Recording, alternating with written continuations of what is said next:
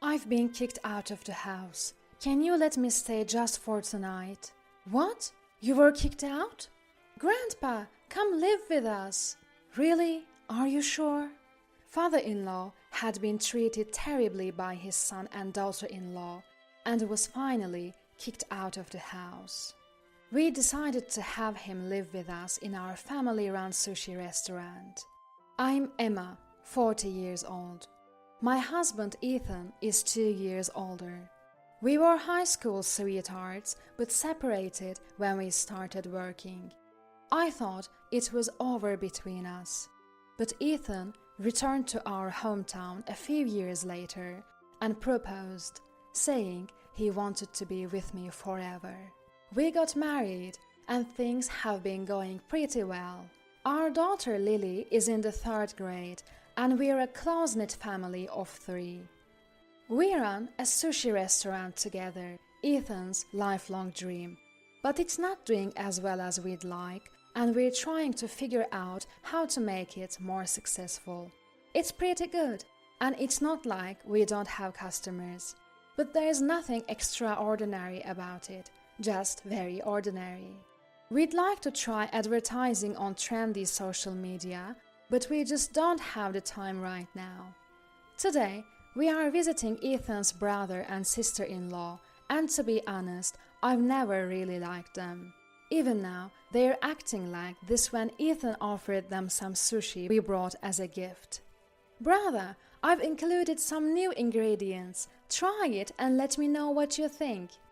Hey, don't bring that stuff here. I only eat sushi from high-end restaurants. Well, you don't have to be so mean. Father-in-law can eat it. Honestly, what a way for a couple to talk. Since my mother-in-law passed away, father-in-law has been living with them.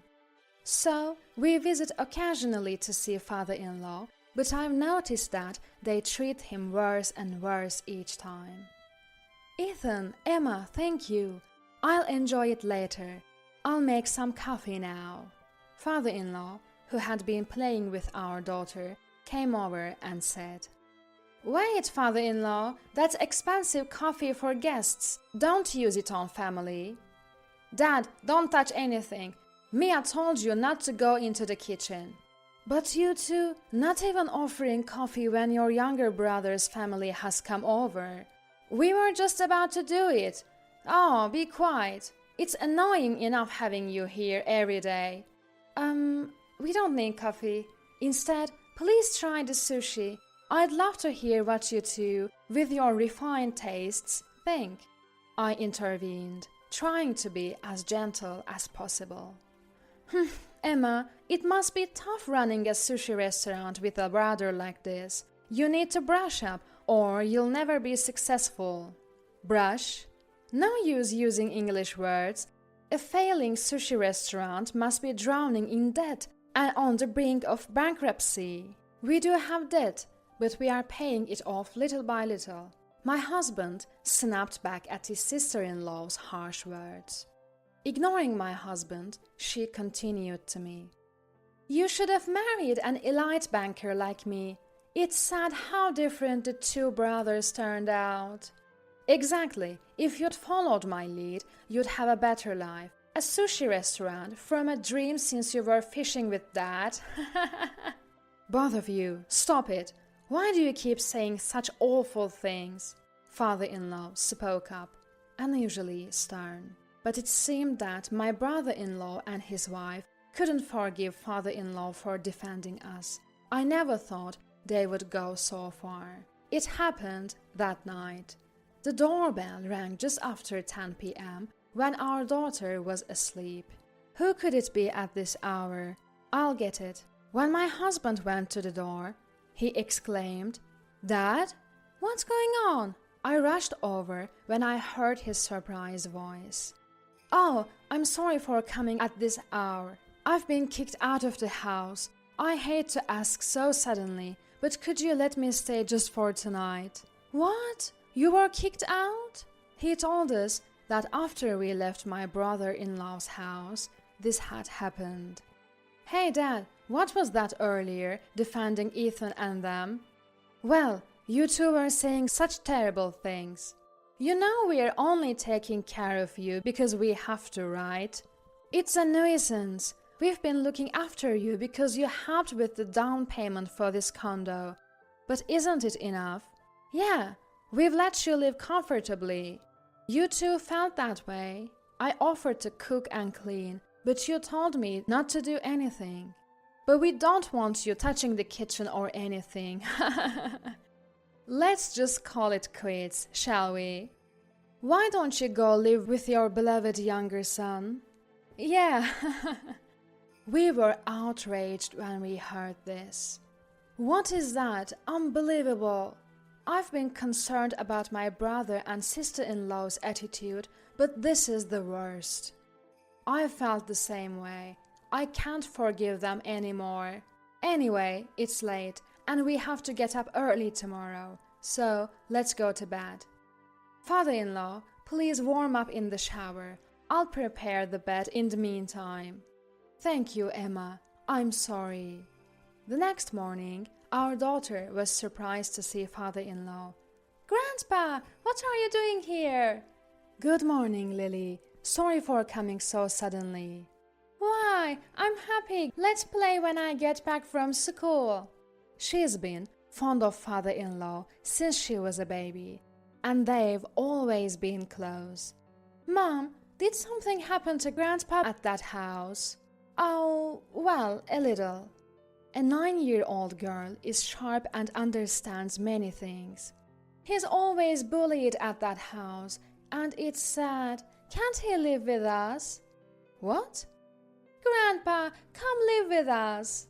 That night, our family unanimously decided to live with father-in-law.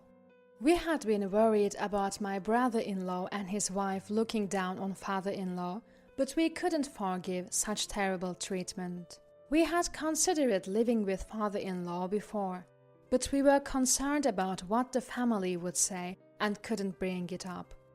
However, my husband was delighted and thanked me, and we were most concerned about what our daughter would think. But she was the one who brought it up, so we were surprised. With that settled, it was time to act. My husband called his brother to report, but instead of apologizing, both my brother-in-law and his wife were thrilled. And so father-in-law became a member of our family. A few days later, father-in-law said he wanted to work at the sushi restaurant. It could be in lieu of rent. Don't worry about that. I've always loved cooking, and I actually worked at a sushi restaurant when I was young. Really? Before Ethan was born. And so, father-in-law began to help out in the back of the sushi restaurant. Ethan, can I talk to you for a second? I think this fish might be better if we use kombucha.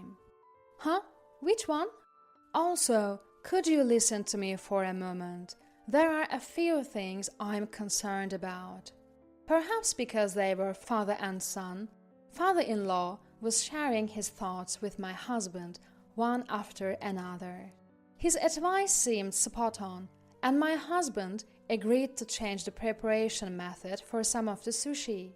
Gradually, the number of customers began to increase. Online reviews increased and the taste improved, and the restaurant looked cleaner, receiving high praise. Sales also steadily grew. Thanks to father-in-law, our sushi restaurant was able to change for the better. Father-in-law wasn't always at the restaurant, so I felt relieved that my daughter's time alone decreased, and the two seemed to enjoy eating and reading together. But about 6 months later, an incident occurred. My brother-in-law and his wife barged in. Dad! Noah! And Mia too! What's going on? We've come to take Dad back. We were so surprised when you really left, even though we were just joking. Yeah, so let's go back quickly. What? What are this couple talking about? My husband and I exchanged glances. No. A joke? Besides, I'm working at this sushi restaurant, so I can't go back there. That's it. Sales have increased since Dad came here. Now it's a popular restaurant. Dad has a talent for management. Management talent? That's not it. So I'm thinking of starting a sushi restaurant too. I've quit the bank and the store will open next week. Come back and help me. Wait a minute. You kicked father-in-law out and never contacted him, and now you want him back? That's too convenient. Yeah, brother, don't be selfish. What? You're going against me? I can pull strings to make sure this small shop doesn't get a loan from the bank. What? Is that a threat? Anyway, I could have managed better from the start. You might be doing well now, but you'll probably go downhill soon. What did you say? Calm down, Emma. Father-in-law admonished me when I raised my voice. All right, I'll go back. Father-in-law! Dad! Father-in-law, good. Our luxury condominium is better, right? Let's go. My brother-in-law snorted at us. Father-in-law, I'll be fine. Saying that, he looked into our eyes and nodded once, and father-in-law left. Huh? They came to take Grandpa back? That's weird. They'll bully him again for sure. Our daughter, who had come home and learned what happened, was furious. She was right. After all the terrible treatment, it's unbelievable that they would demand him back now that our shop is doing well. But we endured, thinking that if father-in-law had decided, we had to accept it. However, a month later, father-in-law appeared before us again.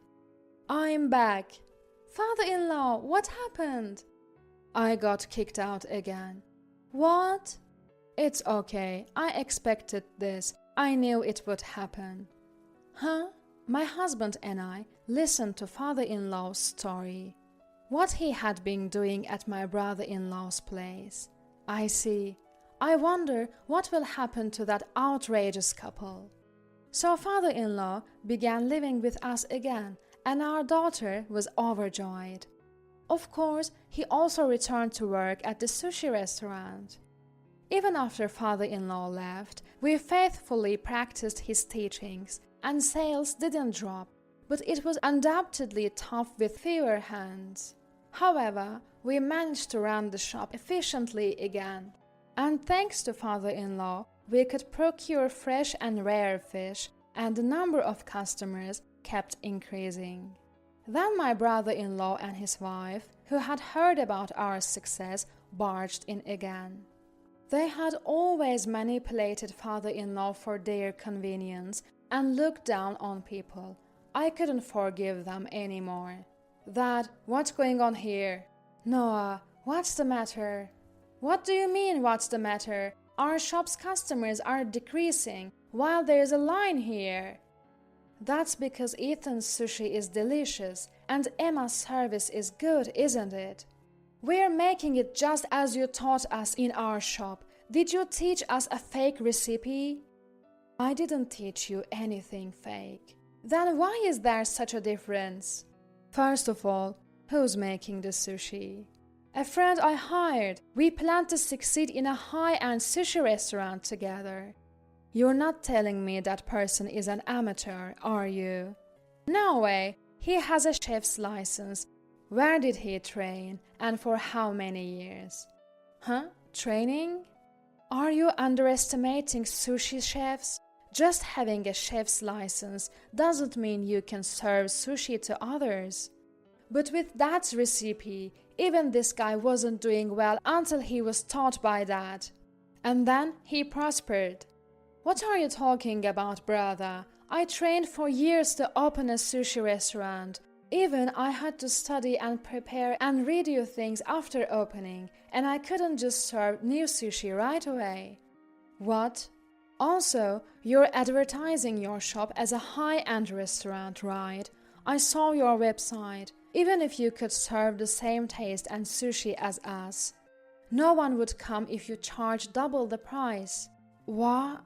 Even if they come once, if it's expensive and tastes amateur, they won't come again. Isn't that obvious? Hey, don't act so high and mighty. I'm more professional in management. Enough! What? Father-in-law shouted. You may have worked in a bank and know about management, but that's not enough to run a restaurant. For sushi, you need knowledge about fish, how to cut it, how to preserve freshness. And it takes years of training to make sushi. Ethan has spent years learning. But that's why I asked Dad. I asked you to write down everything about cutting and shaping, but you lied. I did write everything down. I was even planning to guide you if you were serious. But you told me to leave because I was in the way. There is no way someone who's never trained can do it just by looking at a paper. Oh, then my sister-in-law chimed in. Guidance? Your brother only managed because he trained himself, but father-in-law is just an amateur fish lover, acting all high and mighty. Do you have that condescending attitude towards customers too? Huh? I may be an amateur now, but when I was young, before I became a salaryman, I worked at a sushi restaurant. At Sushi Jan, no less. Sushi Jan? That super famous place? Even the branches run by disciples who have branched off are now impossible to book. At the master chef of that main shop. He is now quite a celebrity, but we used to learn together. If that's true, if you worked at such a successful sushi restaurant, there is no way you would have changed jobs to become a salaryman. That's right. Normally, that might be the case, but your mother was frail, you know, raising a child while working as a sushi chef from early morning to midnight was impossible. When you were born, I changed jobs and became a regular salaryman. No, it's a lie. It's not a lie. You can even check with Sushi Jan. What? Indeed, the sushi restaurant where father-in-law had worked when he was young had become so famous that no one didn't know about it. Thanks to father-in-law's personality, which had maintained relationships with his old colleagues and mentors, our family was blessed with good things like getting help with fish procurement at the market and learning about rare fish. My husband and I were also surprised that father-in-law's advice was so appropriate. If that's the case, I'll fire the guy I hired now. I should hire a sushi chef, right? Then Dad and I will make an even more prosperous shop than this one. My brother-in-law, who quickly changed his tune, was firmly told by father-in-law. I'll make it clear, I have no intention of ever going back to your place. What? Why? It's suffocating there, with restrictions on what I can touch and do. Living with Ethan and the others, I realized stifled I've been. Complained about all the time, kicked out, and then called back for your convenience. We won't kick you out anymore, father-in-law, my sister-in-law said with a forced smile. Even though you don't want to live together at all? Huh? My sister-in-law froze with a pasted-on smile. You just want to call me back because you think it will make money, right? My sister-in-law seemed at a loss for words, as father-in-law had hit the nail on the head. As I said earlier, having a manual alone won't do. You need to take time to hone your skills, and most importantly, sincerity. You two are utterly lacking in that. But Dad, I apologize for everything so far. My brother-in-law tried to cozy up father-in-law, trying to smooth things over with mere words. They were indeed a like-minded couple. Brother, it's time to start preparing for the evening business, so please leave. Please take your leave, my husband and I said in succession. You bastards, getting all cocky. I was an elite banker. I'll make sure you don't get any loans from now on. At that moment, the shop's door opened with a clatter. I'm home. Welcome back. Wait, Lily? I was surprised to see my daughter, who usually comes home through the back to our house, appear at the shop's entrance. Was that a threat just now? Huh? My daughter looked straight at my brother-in-law and his wife. You came to the shop before and yelled and said terrible things, and before that you bullied Grandpa at home all the time. What? What are you talking about, you cheeky girl, just like a low-level couple's daughter? Mama, Papa, my friend Hannah's dad is a police officer, so I'll consult with him. What? Unexpected words came out, and the three of us were surprised, while my brother-in-law and his wife turned pale. Hannah's dad is a very important person in the police. What? Let's go. We are leaving. Whether it was my innocent daughter's voice that was the last straw, my brother-in-law and his wife scrambled and ran out. Welcome back, Lily. Wow, that was a surprise. Thank you for helping us. Father-in-law looked at our daughter with surprise and tenderness. It's true that Hannah's dad is a police officer. Whether he's important or not, I don't know. I was left speechless by our daughter's nonchalant response. My husband, father-in-law, and I looked at each other and then burst into laughter. After that, my brother-in-law's shop closed down within 6 months. He had said that he quit his job and started the shop with determination, but the reality was slightly different. He had blamed his own mistake on a subordinate, and when it was discovered, he was demoted. Unhappy with the demotion, he quit the bank in a fit of anger. So, even when the shop's management didn't go well, there was no one to help him, and he ended up with a massive debt. With debts piling up, there was no way that couple could succeed, and they are now embroiled in a messy divorce drama. My brother-in-law seems to be job hunting, but given the way he quit, re-employment in the financial industry is tough. He has no goodwill, so there is no one to help him. On the other hand, our sushi shop has been thriving, with a steady increase in customers, and we've paid off all the remaining debt. We've been featured in town magazines and on TV, and more people are sharing about us on social media, so we are busy every day. Of course, father-in-law is also helping out in the shop. I never thought I'd have such a fulfilling life at this age. Thank you so much. On our day off, as we were all eating cake, father-in-law said this with gratitude. We are the ones who should be thanking you. That's right, not just the shop, but even at home, we feel at ease and are helped because father-in-law is here. Thank you for loving Lily as well. Grandpa, let's play Othello. I won't lose today. Our daughter, who finished her cake first, called father-in-law from the living room. There will surely be more challenges ahead. The shop may face difficulties, and living together, we may get on each other's nerves at times. Life is long, with its ups and downs. At such times, we'll look at each other and talk it out. If we share what we're all thinking, we'll surely overcome anything. Watching the smiles of our daughter and father-in-law, my husband and I smiled at each other.